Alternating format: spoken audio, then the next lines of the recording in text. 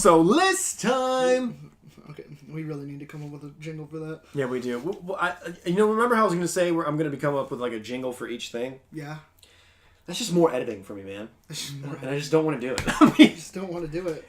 If we win that contest and we get all that stuff, we're doing it. You're going to have to teach me and I'll help you. Yeah, hell yeah. We'll freaking, we'll go ball so hard, these motherfuckers want to find me. You know what I mean? Because that shit cray. All right. All right, so for those of you who want to know, they're like, just get to the list, my God. This is our top 5 romance films in the spirit of Valentine's Day that just happened. Yeah, yep. That we didn't celebrate. And you have 15, you said? I have 15 honorable mentions. And I have 11, so, dude, you're going to start. I'm very excited for this list, by the way. It's actually, there's some real good stuff on here that we haven't, some of it we haven't talked about before. So that's always fun. All right. Well, I don't know. I'm going to have some interesting choices on here. My first honorable mention, should I just... what's 15 minus 12? Do you know? 3? All right, so my first 3 honorable mentions is Titanic. I know you don't like it, but I'm saying it. Okay. I like the love story. Okay. Gone with the Wind, classic love story. Kind of a tragic love story, too. And Pretty Woman. Okay. Walking down the street. We have some different choices here, man. Pretty Woman might not age very well in today's world, but you know what? It's still a great movie, so shut up. Okay. So you're going to think this is kind of a weird choice. It's The Apartment. It's Moonlight, actually. Moonlight? It's more so just a single experience that follows you your entire life. Yeah. Okay, cool. I dig it. Mm-hmm. You're up. Yeah. The Princess Bride. Okay. It's a good little, fun, swashbuckling adventure. It's cute. It's innocent. It's like a little kid's love story, and I love it. Okay.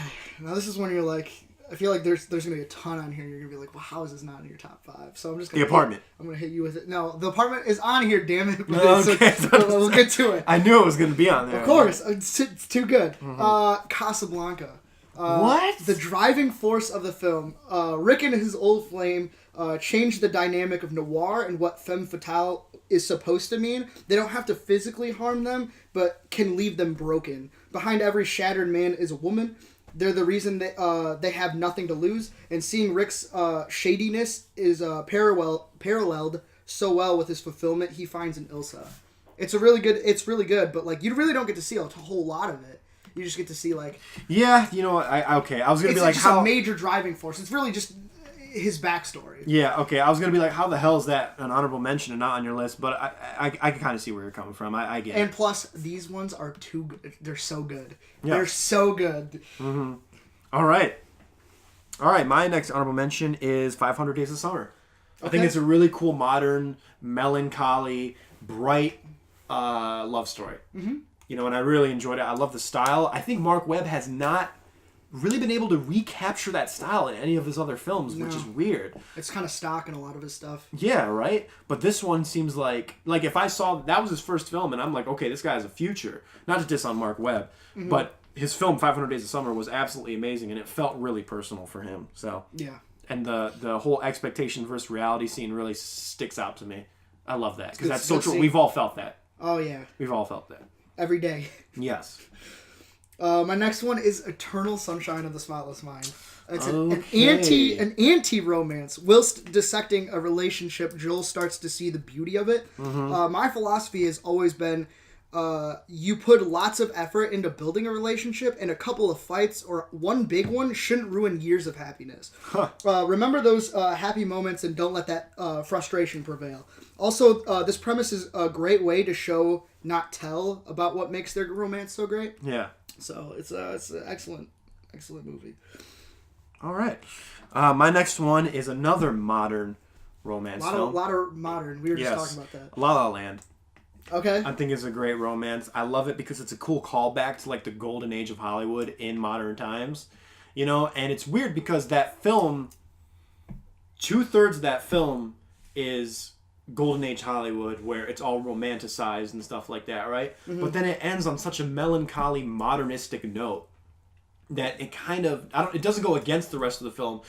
It complements it in a strange way, And it's almost like you're back to reality with that ending and you're just like, fudge.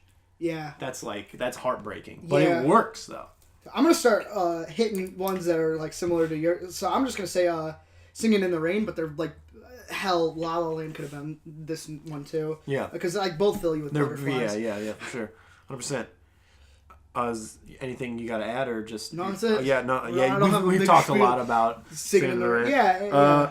Here's a very underrated film with Domhnall Gleeson, About Time.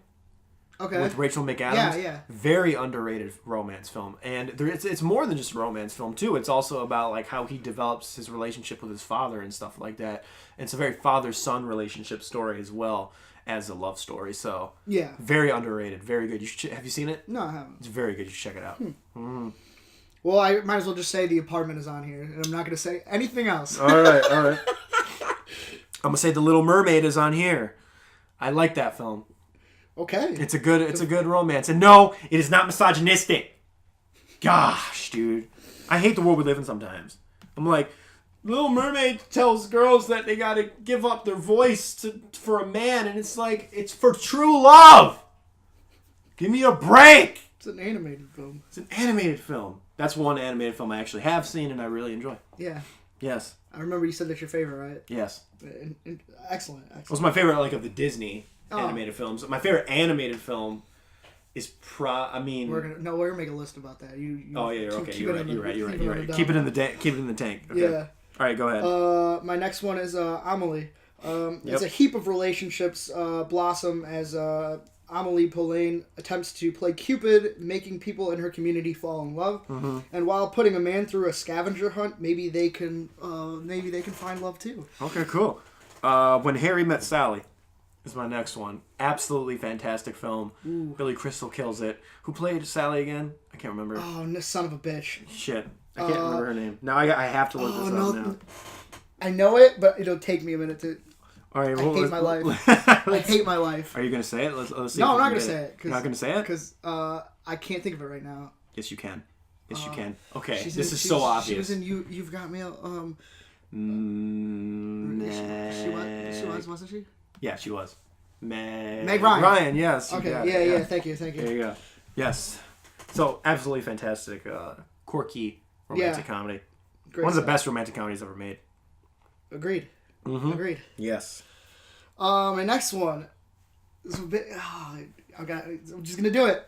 Your Name. You ever heard of it? Is that the anime? It is an anime movie. You want to hear something funny? What's up? Before you continue? I'm not a huge anime guy, but I heard the premise of Your Name, and I really want to see it, because it's just such a cool There's two movies that like almost go hand in hand that I'm about to name off. Mm-hmm. And this one, it's a recent hit that gained Makoto Shinkai universal praise. It's an anime film where two characters separated experience body swaps from some sort of astronomical phenomenon, and they gain love from walking in each other's shoes. It's such a cool premise, and it's such a beautiful movie. Okay, cool. My next one will also surprise you. Beauty and the Beast. There you go. Look at that. Another Disney animated film. What's happening? What is happening? Also, I'm going to put the reboot in there as well, because I like them both. Mm-hmm. So, they're basically the exact same. Well, yeah. Makes sense. Yeah. My next plus, I can relate to the Beast. Hey. Me too. My next one is same thing with Your Name. It's an anime film. It's called Padma Inverted. Okay. It's an anime romance where both characters literally depend on each other. Mm-hmm. In a world where two people experience gravity oppositely, they need each other so the other doesn't float away, and so the other doesn't suffer loneliness. And that's, again, such a beautiful movie. Cool. I know this one's going to be on your list. I know it is. Mm-hmm. But this is on my honorable mentions, is Three Colors Red. It is a anti-romance, but it's really cool because it's a romance out of time, and you really connect with the characters, because when you're watching it, you're like, how do these characters connect? And then the way you find out how they connect is insane, and it's ridiculous in a good way. It is not on my list. Really? And it's actually not even in my honorable mentions. What? You gave that film a 10. I did. No, but it probably could have been on my honorable mentions. Mm-hmm. I mean, that's not the only reason why I liked it, is because of like the romance. But it's no, you're right. No, it does have a really good one. I'd probably put it on there. Yes. My next one, I really don't have much to say about this movie. It's just so therapeutic. Punch Drunk Love. Okay. Adam Sandler. Paul Thomas Anderson, right? Yep. Mm-hmm. It's easily the best movie he's ever been in. Yes. My next one is a very underrated film starring Adam Pally and Rosa Salazar. We were just talking about her. Night Owls. It's like a one location romantic movie where this girl tries to. She's kind of crazy. She tries to commit suicide in her lover's house. Oh, jeez. Yeah, but it's like the lover's like married, so he's like, she's having an affair with him or whatever. But then some other dude gets involved, I won't say how, and then he's basically just trying to save her life, and then he does, and then they learn about each other and sort of develop a relationship. It sounds kind of dark. Yeah, but it's really dark. But it's actually kind of quirky and really touching and funny. I think it's on Netflix. I think they might have taken it off. I need to check on it. I'll check on it right now just because I think it's a good film for you to watch. Repeat it. Night Owls? Night Owls. Okay. Yes, Night Owls. You son of... Night Owls movie. I was going to do that. It is not on Netflix anymore. Great. Well, never mind.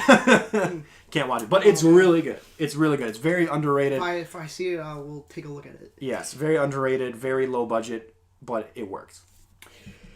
My next one is Blue is the Warmest Color. A lesbian relationship that soars and plummets. It's a realistic portrayal at all relationships, rough patches, and happy milestones. Great movie. It's like 3 hours long. What's it called again? Blue is the Warmest Color. Oh, yeah, I know what you're talking about. Okay. I've seen clips of that movie. Okay, you want to call me, like, freaking cheesy? I do not care. Dirty Dancing is on here. Yes. Okay. Yes. I have not seen it. It's really good. Yeah, that's what I've heard. It's a classic, okay? My mom loves that movie, so yeah. I'm surprised I have. Hey, no one puts baby in a corner. All right. This one, I don't think anybody knows this movie. It's called The Way He Looks. It's a coming-of-age tale of a blind boy who finds love with another boy. It literally just says love is blind, and it's just a feeling so distanced from shallowness. What? Love is blind. Love is blind. Love is blind. That's like Tommy Wiseau's like catchphrase. No. In the room. Really? Yeah. Love is blind. Wow. He makes shirts that says love is blind and everything. Now I feel awful. By the way, The Room, honorable mention. I'm putting that on here right now, retroactively. No, dude, it's a great movie. It's a foreign film. Oh, okay. Came out like 3 years ago. No, I got you. Okay. You have another honorable mention? Yeah, I got two more. This one kind of goes hand in hand with Dirty Dancing. Can you guess it? Not really. Grease. Oh, okay. Again, it's cheesy. It's kind of ridiculous. But it's just the... You're the one that I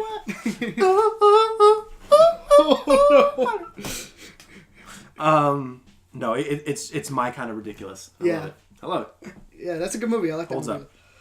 up. I have a shout out. It's not a romance film, but it's two amazing romances. I gotta give a shout out to Joy and Kay from Blade Runner 2049 and George and Mary from It's a Wonderful Life. Okay. Not romance films, but I get what you're saying. Yes, I had to give a shout out. All right, my next one is Saw. No, I'm just... no, it's Lars and the Real Girl. Really? Yeah. Oh, yeah, hell yeah, dude. So good.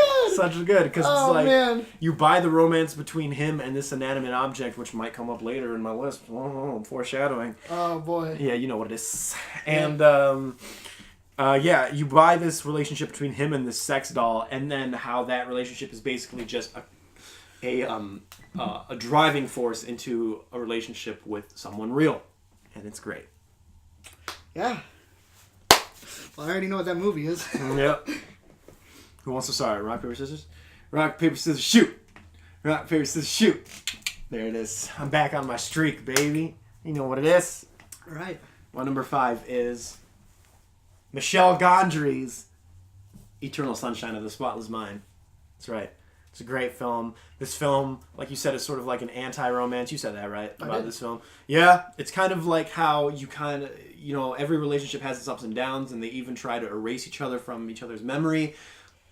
But they're just always drawn together. So some people might view that as a self-fulfilling prophecy or just a constant cycle of, like, abuse and, like, not abuse, but, like, just heartbreak, Yeah. But it's like there's something kind of comforting in the fact that these people are willing to go through that every single time.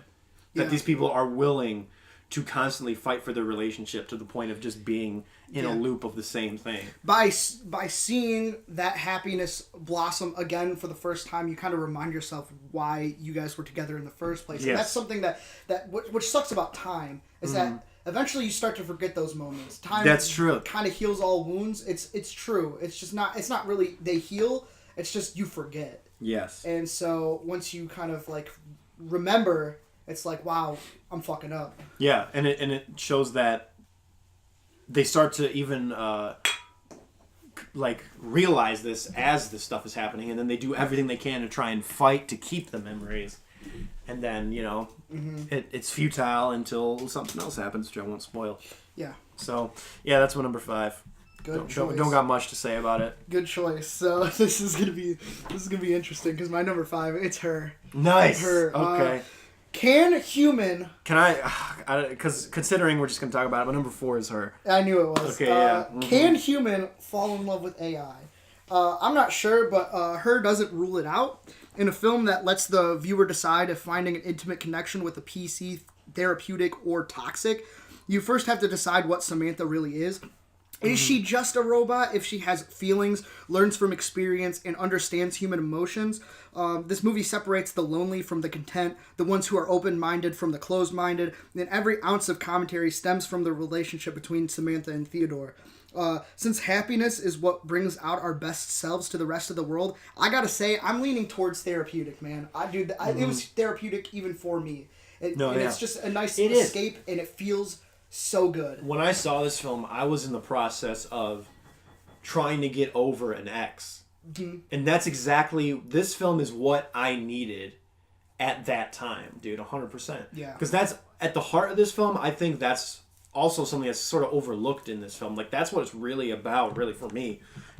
Is like, yeah, he kind of develops a relationship with AI, but in reality, a lot of it, too, is just trying to mask his feelings of regret, and like the feelings he might still have for his ex-wife, Mm-hmm. And that only is accentuated by the very last like scene of the movie, when he finally has that closure, with that ex-wife character. It's fantastic. But even like communicating with, like, having a relationship with this AI, it really does bring out his best self. He seems happy, and his positive vibes start to become contagious to the people around him and stuff like that. And it's beautiful. Mm-hmm. So it's such a good film. Spike Jonze is great, so and much. the cinematography too. And I love the future they paint, because again, it's not like a Blade Runner future. Again, like we always it's see, pretty. It's like a pretty future, and it's a real future. Like, this looks like a future I could see living in. Like, I'm like, yeah, that sounds about right. Mm-hmm. Looks about right. So, all right, since her was my number 4, you should just do your number 4. Well, that will be motherfucking Call Me By Your Name. Okay. During an 80s summer, Oliver comes to stay at the Perlman's residence. The son, Elio, starts to gain his sexual awakening, and him and Oliver experience a summer of love.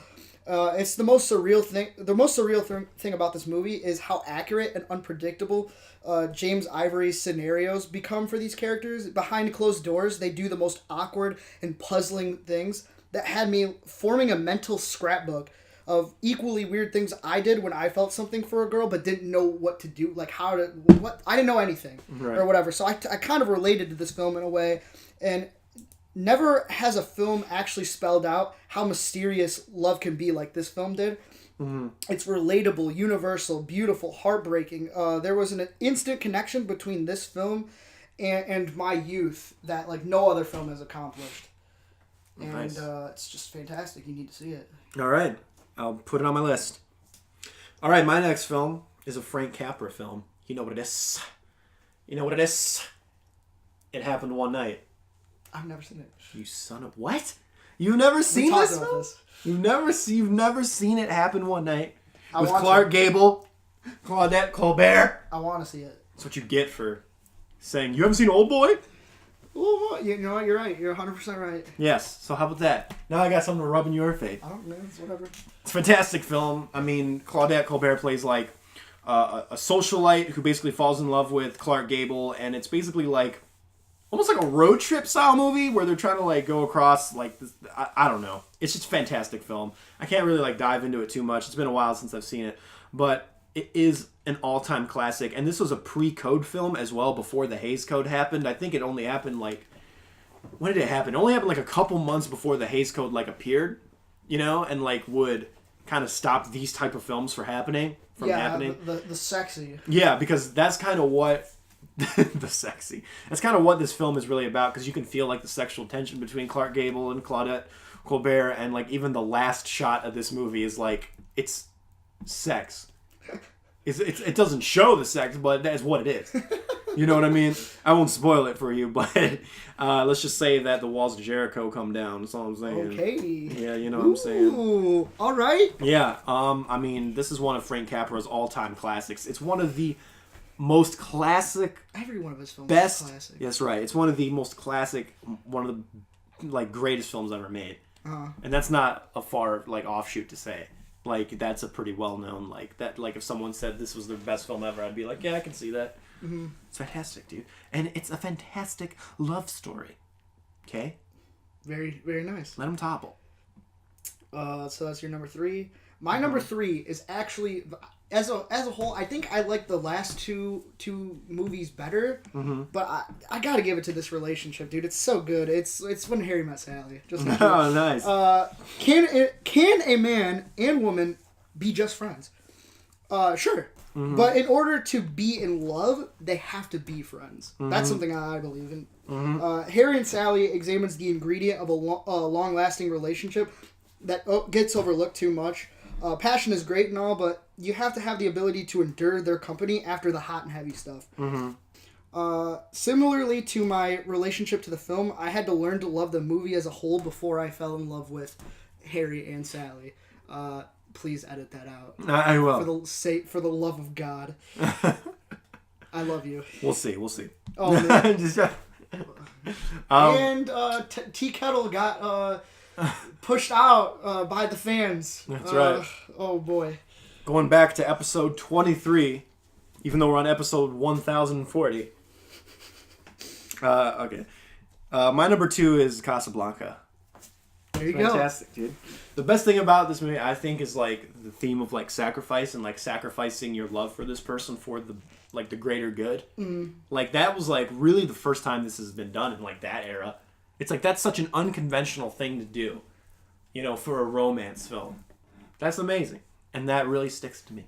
Mm-hmm. It sticks to me, and here's the thing, as you'll notice. Okay, I love love stories. They're some of my favorite stuff. My favorite, like, arguably my favorite movie of all time is A Love Story.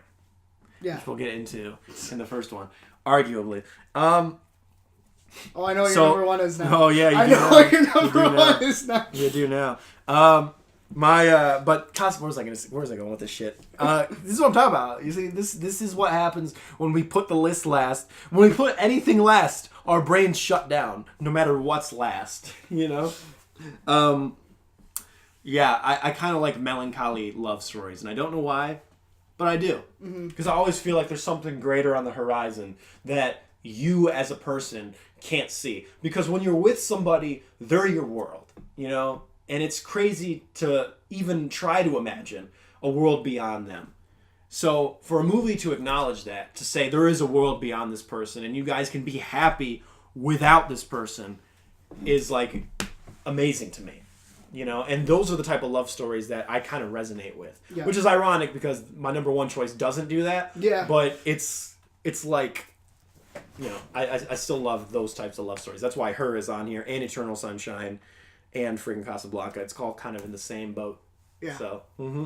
Good choice. Yes. Good choice. Mine, I have this. Okay, my number 2. I have a lot to say about it. But The Apartment. That's because, oh my god. But that's because.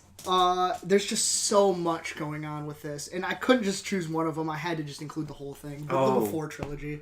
Oh, okay, yep. It feels like cheating having them all because it's 3 major milestones examined, but you can't really separate them without having the others in mind. Mm-hmm. Sunrise is nothing but bliss, enjoying the honeymoon phase. Sunset is the rekindling of a flame. Midnight has its rough patch, but those help us reinforce our connection. They're all different, but the important part, Jesse and Celine, stay the same. Nice. The cop-out is that these cover so much ground that one film couldn't accomplish, turning each individual chapter into its own book. We get to experience everything from these two, their history, their initial flirting that spans at least an hour, their disappointment when they separate, their downfall. It's one of the few times where a downfall, it's acceptable because, it happens like 20 years into the relationship. Right. It's going to happen at some point. But ultimately, you spent so much time with them. Everything that they feel is infectious. The good times, the bad times start to shake me to my core. It's just a journey. I mean, what else can I say, dude? It's fucking real life. That's what it is. Yeah, for sure. Okay. All right, so you're number one. Number It's one. So obvious. No, a lot of people will be like, this isn't a love story. What? Yeah, it's 100%. It's 100% a love story. As a matter of fact, it's number 47 on Rotten Tomatoes' best romance films. So suck it. Oh, they have a list? They do. They have a list of best romance films. And it's number 47 on there. So suck it. And it is Slumdog Millionaire, baby. This movie is amazing. You know why? Because what Slumdog Millionaire is, some people might say it's a drama, a thriller, or like whatever. Or it goes through like this kid's life story and it's about this kid. But no, it's not about just this kid. Okay? It's about the relationship between him and his childhood love. You know? And by childhood love, I mean love at first sight. This film is a fairy tale. It is a modern fairy tale. But it's weird because it's a fairy tale set in the real world, which kind of contrasts with it in the sense that the real world, especially India at that time, was like a freaking wasteland. You know, it was terrible. They grew up in the slums, you know? And the only like bright light in the darkness that was his real world was this fairy tale romance that he had with this girl. And he spends the entire film trying to win her over, and he never forgets her.